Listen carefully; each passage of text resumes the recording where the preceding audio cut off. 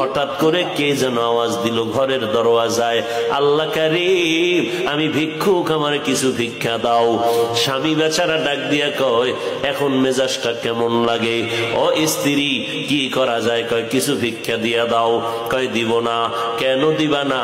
আমার আব্বাকে দেখছি কোনদিন সাইল রে ফিরাইয়া দেয় নাই। আল্লাহর আইন হলো, ও বান্দা, ওয়া আম্মা সাইলা ফালা তানহার, সুয়ালকারী ভিক্ষুকের কখনো ধমক দিবি না, খবরদার। পারো না ক্ষমা চাইয়া বিদায় দাও, ধমক দিবা না, কারণ মাজলুমের চোখের পানির বরদোয়া জায়গায় কবুল হয়ে যায়। নাফরমান বান্দা স্ত্রীর কথা কানে না দিয়া স্ত্রীকে বলে, তোমার এত দরদ কেন? তুমি দিয়া দাও। আমি দিব না।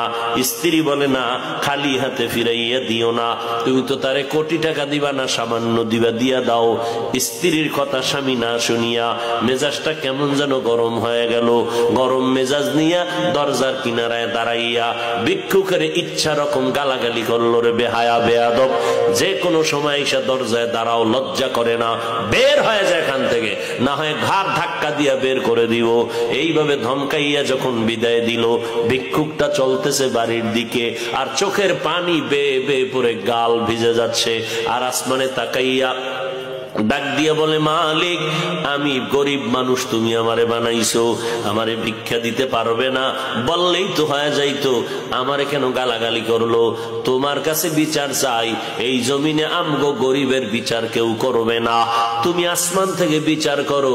আল্লাহ কয়, অন্যায় করলে ছাড় দিব, কিন্তু সীমা লঙ্ঘন করলে আর ছাড় নাই। জমিনের মধ্যে আমি জায়গায় বিচার শুরু করব। ভিক্ষুকের চোখের পানি আরশে আজিমের মধ্যে গিয়া ধাক্কা লাগায় দিল। এই ধাক্কায় আল্লাহর আযাব নেমে আসলো এই বেঈমানের উপরে। এত সুন্দর স্ত্রীর পরামর্শ না মানিয়া এই বান্দা স্ত্রীর সাথেও খারাপ ব্যবহার। স্ত্রী কয়, তুমি ভিক্ষুকটারে এমনি ফিরায় দাও, গালাগালি করলা কেন?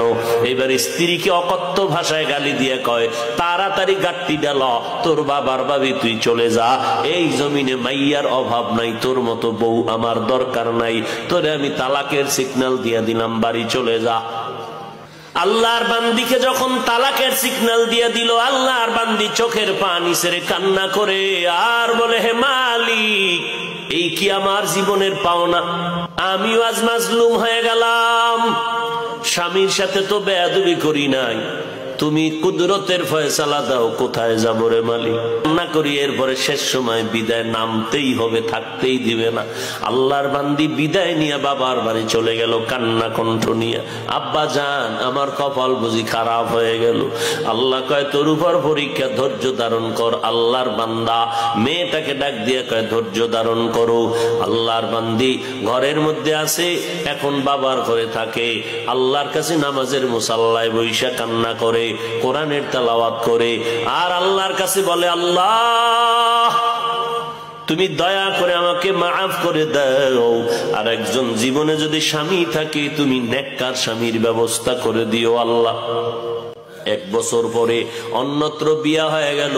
এবার স্বামীটা পাইল খুব ভালো, ভালো স্বামী পাইয়া সুন্দর জীবনের ফুলের বাগানের সংসার চলতেছে।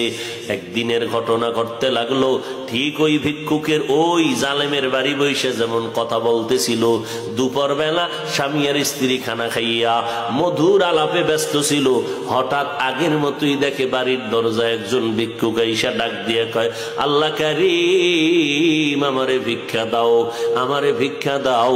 আমার স্ত্রী ডাক দিয়া কয়, কথাটা শুই না। আমি আমার স্বামীকে বলতে যাব, এর মধ্যে দেখি স্বামী কয়, বিবি কথা বন্ধ করে দাও, আমার ঘরে ভিক্ষুক আসে নাই, আল্লাহ পাকের একজন মেহমান এসে দাঁড়ায় গেছে, একটু সময় দেও, আমি মেহমানদের মেহমানদারি করাই। দরজাটা খুলিয়া ডাক দিয়া কয়, চাচা বুড়া মানুষ আসেন, এই দুপুর বেলার টাইম গড়াইয়া গেল, খানা খেয়েছেন? বলে না, বসেন ঘরের মধ্যে বসাইয়া, সামনের দরজা দিয়ে খুলিয়া বসাইয়া। এবার স্ত্রীকে কয়, বিবি খানা দানা যা আছে দাও, খানা খায় না নাকি? আজকেও খায় নাই। বলে 3 দিন পর্যন্ত এই ভিক্ষুকটা না খাইয়া কাঁদতেছে। এবার যা পারো দাও, ঘরের থেকে খানা দিলাম, খানা দিয়া ভিক্ষুকটার সামনে বসে বসে খাইতেছে। আল্লাহর বান্দি হঠাৎ করিয়া অজান্তে পর্দার আড়াল থেকে একটা নজর ভিক্ষুকের দিকে পড়ে গেল। স্ত্রী একটা নজর তাকাইয়া দেখিয়া ঘরের ভিতরে গিয়া এবার চোখের সামনে কাপড় দিয়া কান্না করে, মালিক তোমার কুদরত দেখিয়া ভয় পেয়ে গেলাম। স্বামী বেচারা ডাক দিয়া কয়, বিবি আমার, তোমার খেদমতে ত্রুটি কয় না, আমার কোনো কথায় তুমি কষ্ট পেয়েছো না তো কেন কান্না করো?